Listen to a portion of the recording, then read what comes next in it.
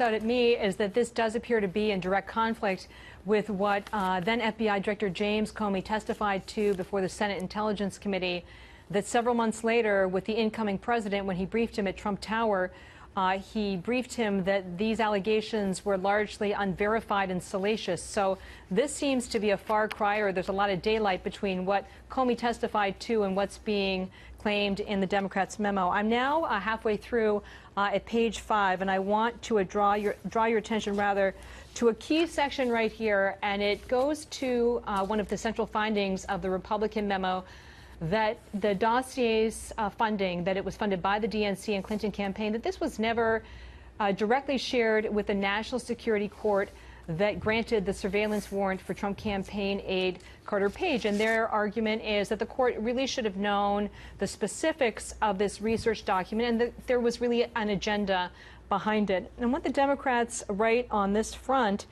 is that the information that the dossier was a political document was shared by the FISA court, but that issues surrounding the specific identities of the individuals and groups involved were not shared with the court. They were shielded, and to use my own language, this was in keeping with the FBI's standard practice of trying to protect sources and methods. You and folks at home can decide whether that was a legitimate use of that shielding tactic in this particular case.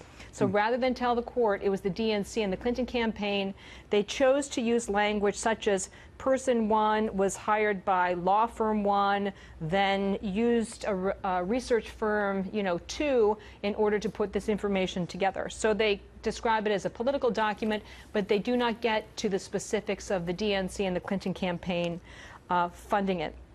Now, one of the critical issues in the Republican staff memo is that Christopher Steele, his contact was terminated with the FBI after they concluded that he had lied about his contacts with the media. He was directed by Fusion GPS, the opposition research firm, to brief a half-dozen American media outlets about the findings of the dossier in an effort to sort of seed that narrative in media reporting. And what the Democrats' version says right here is that once the FBI cut off contact with Christopher Steele, the British spy, this was shared with the court, and they also shared with the court in the January 2018 renewal. So there were multiple renewals of the surveillance warrant for Carter Page. That one of the reasons Steele had made disclosures is that he was extremely frustrated with Director James Comey's decision to reopen the Clinton email case just 10 days before the 2016 election. So they talked about Steele's frustration with Comey, though I've yet to see a reference here to Steele's own statements that he had this sort of personal animus and wanted to do whatever it took to stop candidate Trump. Final point before I send it back to you.